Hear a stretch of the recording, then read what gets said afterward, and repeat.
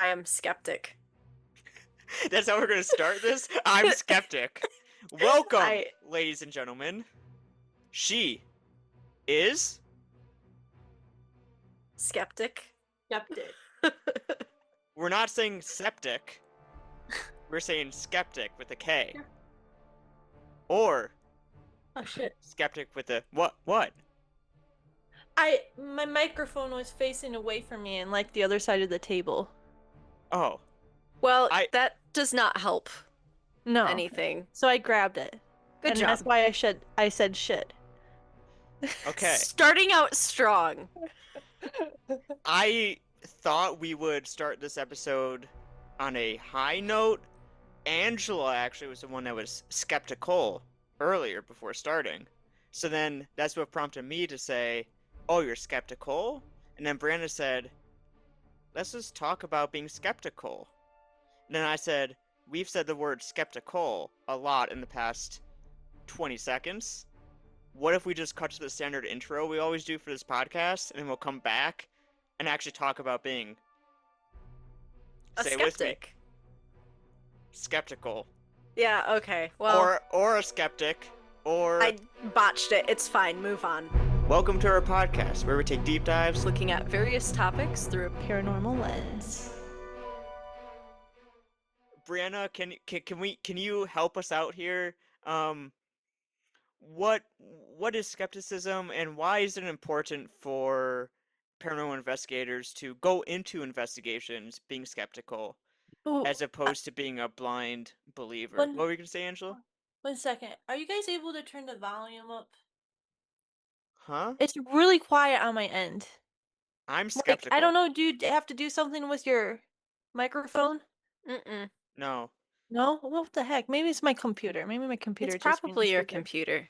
probably. Okay. Sorry. So I'm just gonna narrate for the listeners. Sorry, Bree, I asked you a question. I'm about to like just start talking, but we'll get back to your answer. But this is kind of like a good microcosm for how paranormal investigations should go. You go in with a hypothesis. Is this you? Is this my computer, for example? And then you start testing different theories out. And since you go in skeptical, we were just skeptical that it was our end, our microphones being the issue. We were able to test other theories and expand our horizons without going in with a preconceived notion of we were the issue. And then we come ultimately, hopefully, Angela's going to come to a conclusion, and no one's going to end in a place of skepticism, but going in with that place of skepticism and being, having critical thinking and, dare I say, scientific method of, you know, form hypotheses and test hypotheses, you come to better conclusions. And that's what we're doing now. That Yeah? was a very, very in-depth analysis Mm-hmm. from just a microphone mishap. Just, have we solved the microphone mishap? Because this might cause me to start rambling for endless amount of minutes. Are we good now, Angela? It's about the same, but I can still hear you guys. Okay, Okay. we can always cut to like a standby screen while we figure this out. Do you want us to do that? I don't care. We can I do that. just We can do that. Okay. okay. Please stand by. Okay, we're back. So, thank you for standing by. Brianna, I defer to you. What is skepticism? Why is it good in paranormal investigating? That is a phenomenal question, Ben. Um, so skepticism is coming into, well, in the paranormal world, coming into an investigation, not immediately assuming everything is paranormal or is a ghost. And that's good to have when investigating or in the paranormal field because, well, 9 times out of 10, it is not going to be something paranormal. So having a healthy skepticism, I call it, is always important when going into an investigation, into anything when it comes to the paranormal, because it is a, a field of science. and most of things can be explained by science in some way or natural phenomenon. So, one of the common things we've talked about on previous episodes is like spikes on EMF meters, Oh yeah. which EMF is electromagnetic fields. It takes those readings. Electromagnetic fields are naturally occurring, one, in the environment, and two, if you're in a place where you have like electricity or high electric output, you're going to have fluctuations. So, going into an investigation where you are using an EMF meter, it's important to stop, see what could be causing a fluctuation. Is it continuing, or is it just a one-time occurrence? So, like I said, there's a line between healthy skepticism and just being a skeptic. Oh yeah. So, And taking it back to the EMF, I like how you said 1 and 2, because mhm, most of the quote unquote anomalous readings people capture are between 1 and 2 milligauss, which is mhm, the unit of measurement that mhm, many of these EMF meters measure in terms of the energy they're documenting. And an example I'd love to throw out is when you're in a dark, creepy attic and you document a 1 or 2 milligauss reading, you might freak out because these devices that are designed for gullible ghost hunters to pay exuberant amounts for the same thing they can get at like Home Depot for $10. Just the only added benefit is a 1 or 2 milligauss reading will trigger this like creepy, beeping noise and flashing lights. mhm. We're recording this over Zoom. A computer monitor is going to emit around 4 milligauss of EMF to our faces Yeah, all day. I work remote all day, every day. I'm exposed to this, energy. That's not anomalous, and it's also people say, "Oh, that reading can harness or create activity, it can make you go kind of paranoid and hallucinate at a high level, yeah, not but that's not like 1 or 2 talking milligauss." hundreds. Exactly. So people my whole point is like you can go and pretend to be skeptical by Mhm. saying that 1 or 2 milligauss, oh, I'm using an EMF meter to debunk activity.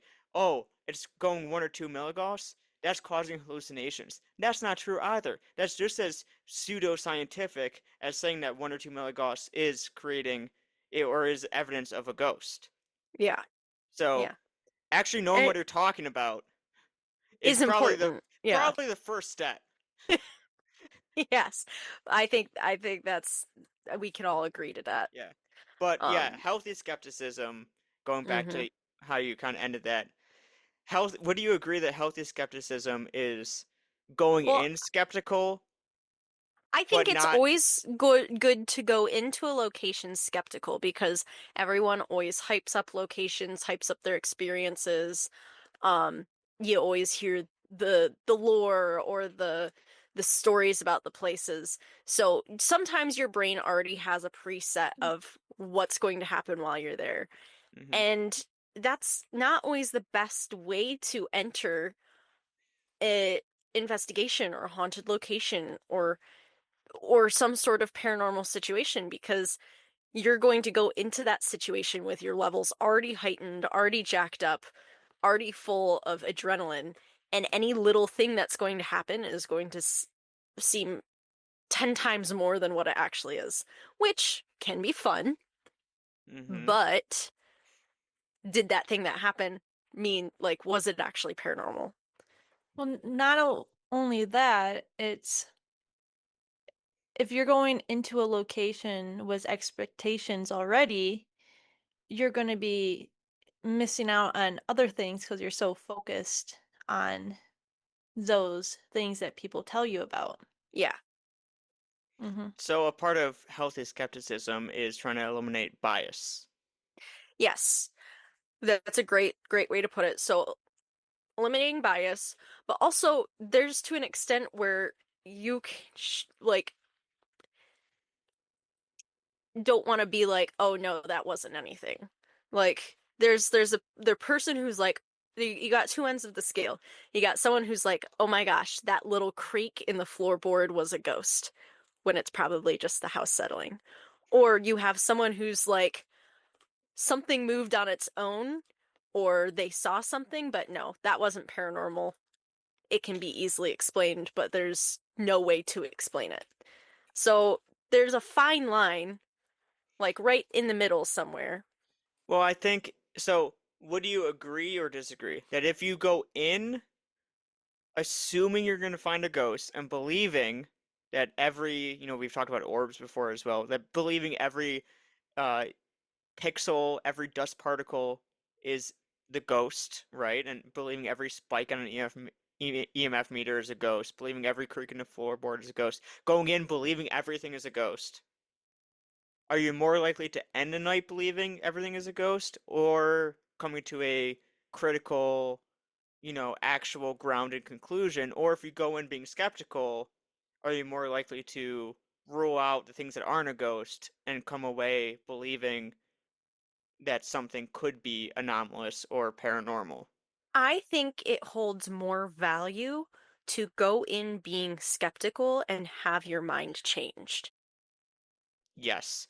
Are you more likely to have your mind changed going in without bias and having skepticism or going in already coming to a conclusion? The latter. Wait, So, I mean, the latter is you're going in already with a conclusion. I mean, you know what I mean. The No, first I one you don't. said. Well, Now I'm confused. Hang on. my whole point was people go in and they go in with a conclusion and like it's just a facade of skepticism. Yeah. No, I Cut. confused myself. Stand by, everyone stand by. Let's go back to that screen. Please stand by. Okay, we're back. We just sat down with Brienna and she realizes that it was a simple what? It was a simple I just don't know you what the latter misspoke. means. It's fine. No, you climbed a ladder, but you meant to say the former. Yes, How dare So you climb the ladder, Bree? I know. i- if No, I no, want Just no. trying to get on the same level as you guys. there's no listen, I know we're a business now, but there's no corporate ladder, don't you worry. No, you forgot there is some sort of a corporate because Bree is HR. Oh yeah, I'm not HR. we were talking before we started recording tonight. We were just on the Zoom chit-chatting and we all determined that everyone ever on Earth agrees that Brianna would be the HR manager of I any strongly business. disagree. I strongly disagree. Any business? Any. That's a very Wh- big commitment. what's a business you would definitely not be HR manager of? Literally anything. That's going in with a preconceived notion, go in skeptical, right? Without bias. Okay, I could be an HR manager for any and for nothing, like except for maybe a paranormal team. Okay, there Exactly, you There that go. you is go. There you something. go. Yeah. If the listeners even know what the hell we're talking about, that might be a good anecdote. You really got to get to know Bree to understand why she would be the HR. No, you really don't. Because I wouldn't be. This is just good, like, get to know your HR managers at work, you guys. They might, they might have paranormal podcasts on the side that they just don't know about. I, this does not mean I'm an HR manager in real life. I am not. You might be. I am not. You might be. Secret life. Okay, everyone listening should be highly skeptical of all claims we are making regarding Brianna's professional work life. Go in without Mhm. bias and test all hypotheses. I mean, I wear scrubs literally in the Zooms every single time, so it kind of shrinks down the fields in which I work in. So, There you go. That is That's like true. scientific method. mm-hmm.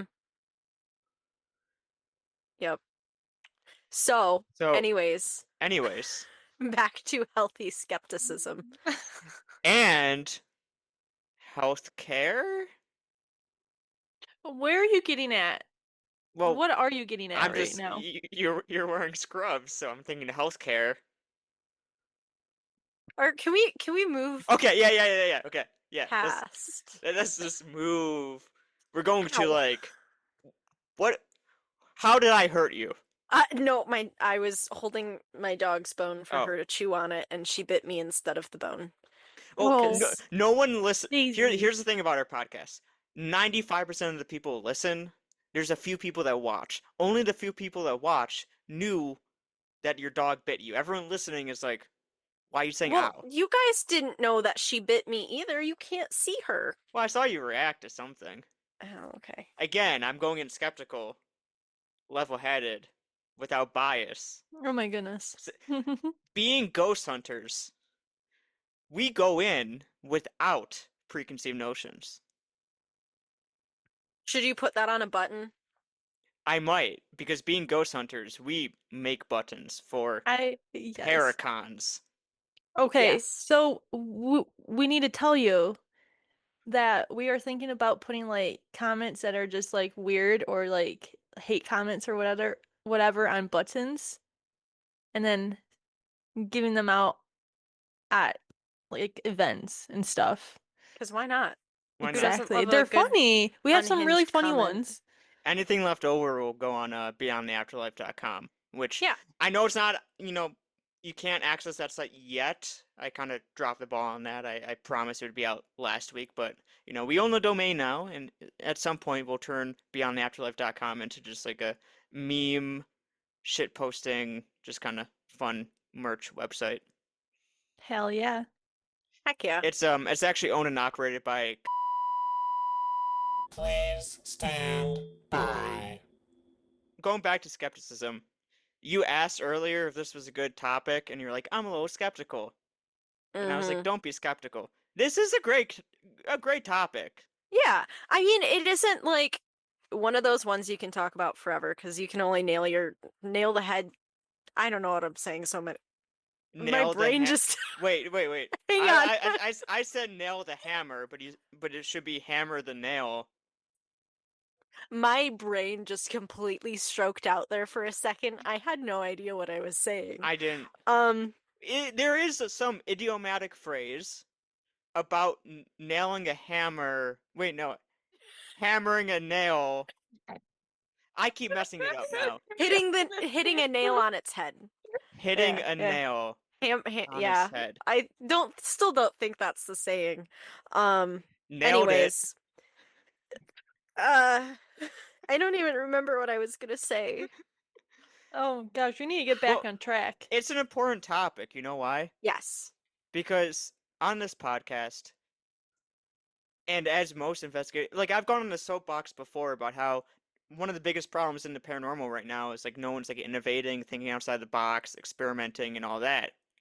At the core of innovation, experimentation is thinking outside the box, asking big questions, things that might sound a little crazy until you go out and you actually test them, right?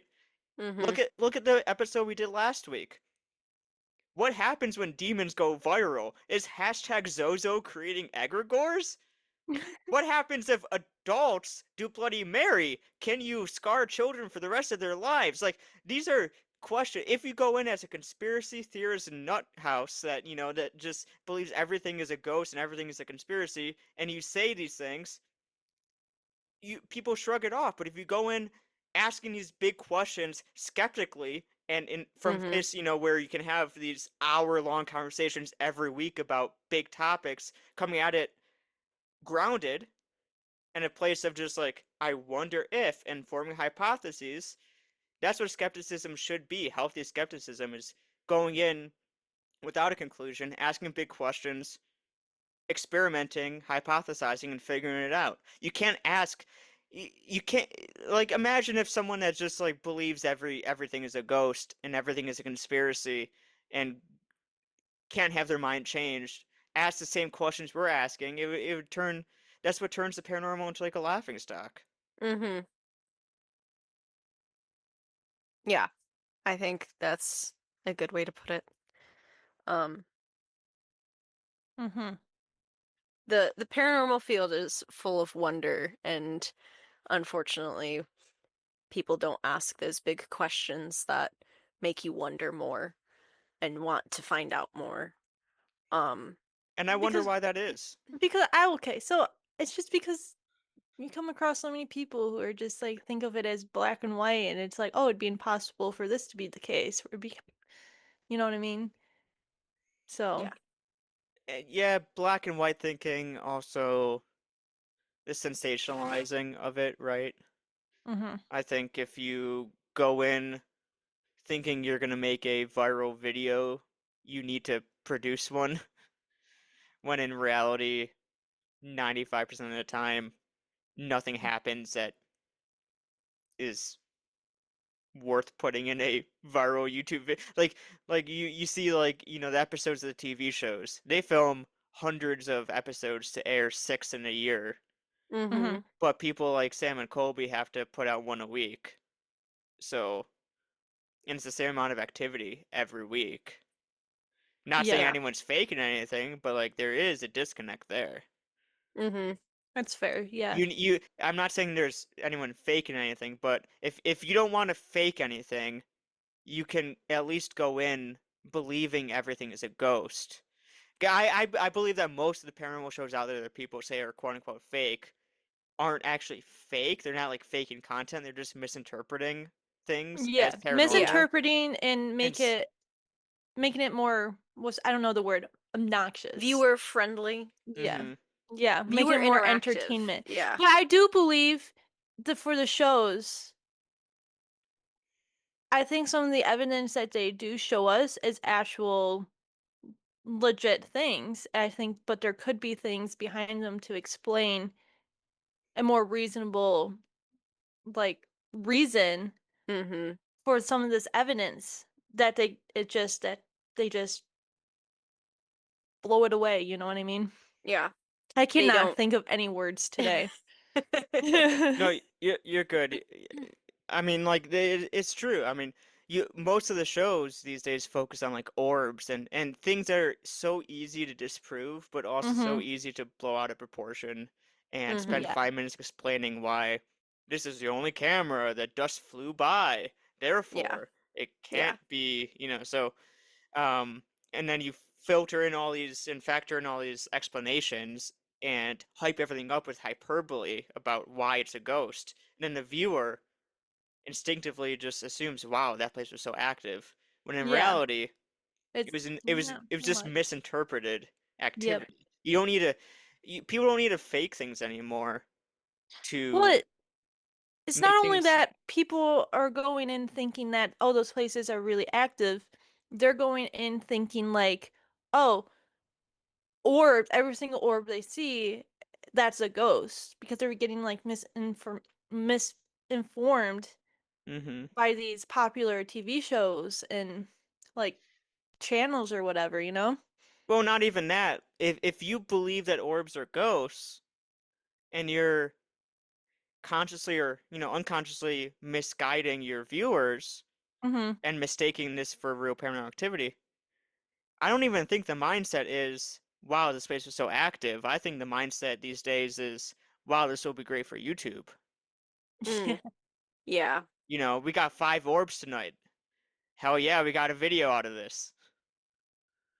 So Mm-hmm. where does skepticism have a place in that when the end result, you're going in, because so many people go in to, and they pay for a location, they're essentially paying, that's their budget for their YouTube video. I was gonna say because the bigger YouTubers or bigger channels, popular people in the ghost hunting community, they're paying this amount of money to have a whole place to themselves for the night, or even longer. Who knows how long they film for? If they don't get anything, that means they're not getting their money. You know, Yeah, they're renting Yeah. they're they're filmmakers and not getting their business. they're And renting a I think film location to shoot at. yeah, Yep. and I So. think this kind of ties back to like our first episode where we talked about the paranormal film or paranormal industry in media dying because these like broadcasting companies and stuff aren't wanting to pick up paranormal shows anymore. So people Mm-hmm. aren't getting that influx of like expenditures being paid to be able to do these Mm-hmm. locations. So they're having to pay out of pocket for them.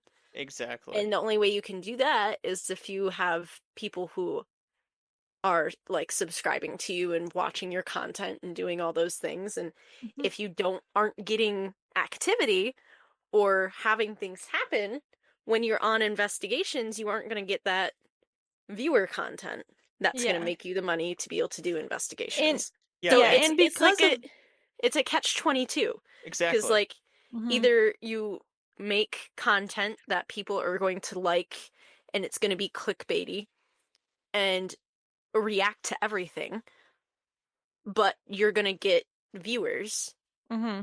so you can keep doing the thing that you like, or you don't do it and you don't get viewers and you can't do those things. Yeah. So, And like another thing too, it's like when those people going in and they need active things, so they're just picking up every single little sound that could have had an explanation and seeing it's a ghost. A lot of it is also like their personality and how they show it too, because that's a big reason for why these popular paranormal investigators are so well known is because people like how they are, who they are as people, and the energy they bring to it too. So, Which is they just gotta do what they gotta do. it's unfortunate because like I do believe that the energy you bring to a location can in turn, have the energy present like react in certain ways. So, Yeah. yeah. intent and energy. So it's like you don't need to if you have a strong energy and a strong presence, like harness that into your investigating as opposed to, Hmm. Mm-hmm. I feel just like, yeah, I feel like on the flip side, back in the day when ghost hunting shows started to become bigger, more popular, when Ghost Hunters came out, like their first whole, I think first season, couple seasons had to do with the two main guys, Jason and Grant, were literally plumbers in their day jobs, so they went into into these haunted locations and being plumbers tried to figure out why they might be like hearing the floors creak or and it's like, "Oh, well your pipe there's something wrong with this pipe in your house. We'll just fix this while we're here or something or yeah. this needs to be inspected further or whatever." And like I feel like Imagine getting free services. it, free plumbing services While instead of someone's just doing ghost hunting. ghosts. Well, Um imagine having a ghost hunting show being sponsored by Roto Rooter. That'd be but funny. I feel like because of that, like how they did that first season or so with them doing the whole being skeptics and looking at things as a handyman, what might be causing these things in these houses to make people think there's ghosts is Mm-hmm. what was the big draw to it at the time. But Mm-hmm. nowadays people are wanting that clickbaity stuff. They're wanting that jump scare. They're But are wanting people that. really wanting that clip baiting stuff? Because people always Yeah. make fun of it People now. always make fun of it, but they click on it, don't they? They Hmm. want to That's watch it. They that's want to see true. it. They want to see what happened. Because here's the thing. Even in the first couple of seasons when they were skeptical, things did happen. Yeah, they still had And things happen. they still were funded Mm-hmm. by a TV network that had, unions and, all these people behind them. It wasn't just the three people on screen Yeah, being the no, I ones wasn't. filming. They had a whole crew, they had a budget, and Ghost Hunter's first season was like 10 episodes. They filmed probably a few dozen investigations to get to 10 episodes. They didn't Yeah. air the ones where nothing happened. Mm-hmm. You know what I'm saying? So they still, even at the time, had that luxury, and people watching still knew they were being skeptical, but they still Being more follow this genuine about it too. genuine. But still, there's when you pick and choose which episodes to air, and you arrange them in an order that rewards the viewer. Okay, episode 1 is going to be so crazy. Episode 2 is going to be maybe a little less crazy. 2 and 3, nothing will happen, and then it will ramp up to this great finale where Yeah. Yeah. shit goes bonkers. They didn't debunk anything. It's the most haunted place ever. People got thrown across the room. And then I don't think that ever happened in Ghost Adventures I or think Ghost Hunters. I think people did. It happened off camera, but there was 1 or 2 instances where people did Oh yeah, maybe. Wait, did not really? off Yeah, camera. yep, okay. I Yeah. remember which one you're talking I got about. no clue what you're talking about. I haven't seen enough of these shows to know. See, Are you Ghost sure? Hunt. Are you sure they're not just saying that though? I don't know, but still, it's like Yeah. that's like the format of the show, and it was very strategic in the way they framed everything to make you believe that this is a natural arc of investigating. And when you try to replicate that, where every investigation you film ends up getting aired and posted, and everything you do matters, you can't, like, it's an You can't keep unnatural, up with yeah, it. Yeah. it's unnatural. Even when you Hmm. go into being skeptical, yes, it's more genuine, but also you have to acknowledge they have the luxury of being able to pick and choose and craft this narrative. Mm-hmm. Yes. Hmm. It's just difficult. Huh. It is a Yeah. catch-22, like you said, because like you can see both sides of it. Hmm. Well, Yeah. this turned into a bigger conversation than I anticipated. I wasn't expecting this. So skeptical. I I shouldn't say like it's a bad thing. We've been saying you should be skeptical, but Yeah.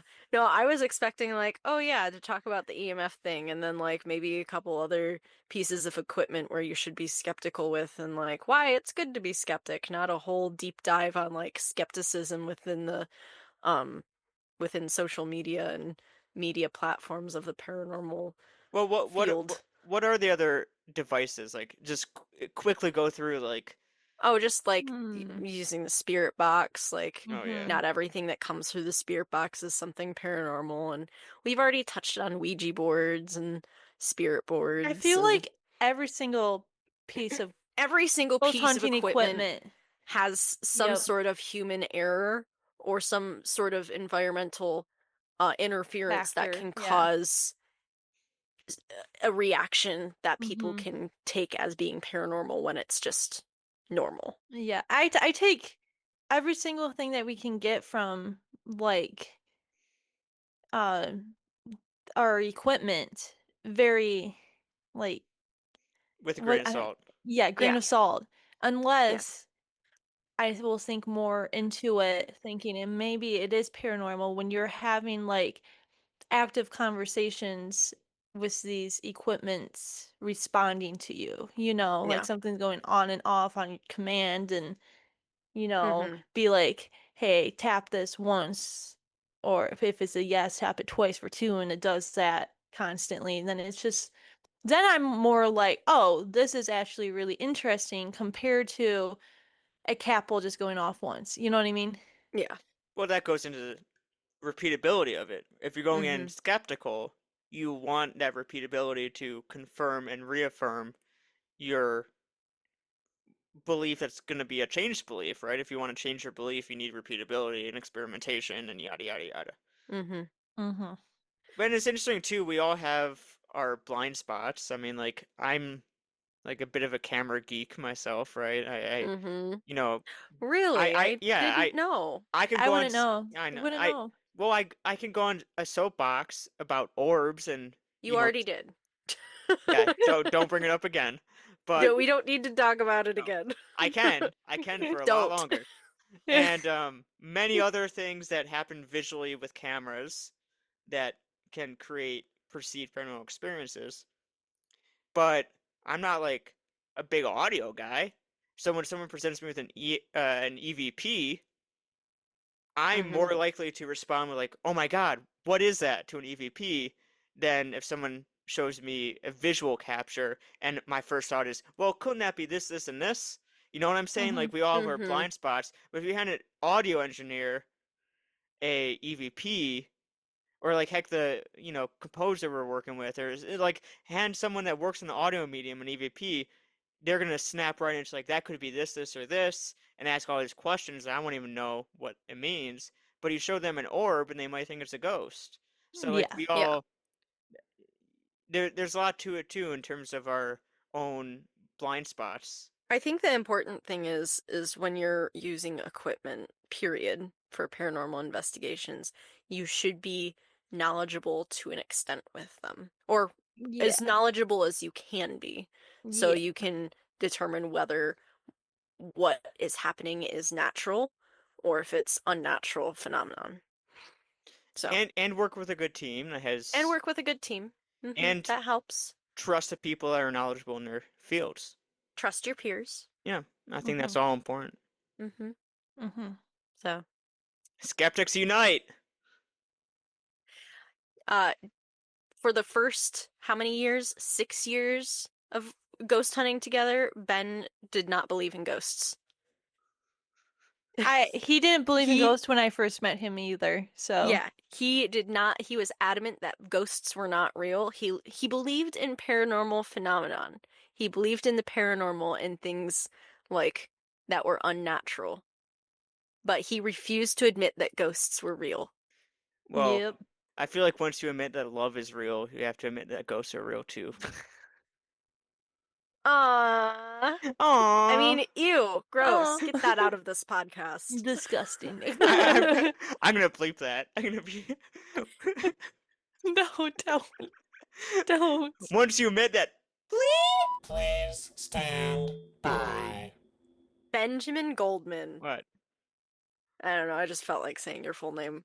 This you don't know my middle name, do you? I actually don't know your middle name. I It's, feel you like wouldn't. You would not expect it. I feel like I knew it at what one point. what a terrible HR manager. You don't know your employees. I'm pretty sure my HR manager doesn't know my middle name. I don't even think they know my name because I don't even know who they are. I work for a big company. Exactly. Well, the Same. moral of this episode, you should talk to your HR managers about skepticism within the paranormal community. See what they And think. then Because they might give you a questionable look and be like, "I have no idea what you're talking about or why you're here." they'll look more into you and be like, I don't know what I think about this person being in this company, and I don't know. You might have. I think we need to rethink our choices in They our might. hires. They might have to. Well, let's just hope they look at you through a paranormal lens. Mm-hmm. So with that, any final comments? No. No. I think we really I'm not gonna Hit, try to I'm hit the not nail gonna on try the to say it again, but I head. think yep, did that thing. We did the thing. We did the Yay thing for with us. the nail And the and the hammer. head.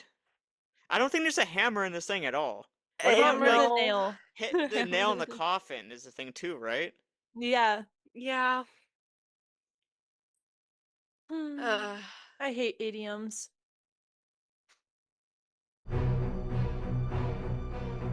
Thanks for listening to this week's episode of Paranormal Lens. If you liked what you heard, every 5-star rating and positive review tells the algorithms we're a worthy podcast and pushes us out to more listeners. We appreciate each and every one of you, and we'll see you next Thursday for another Paranormal Deep Dive.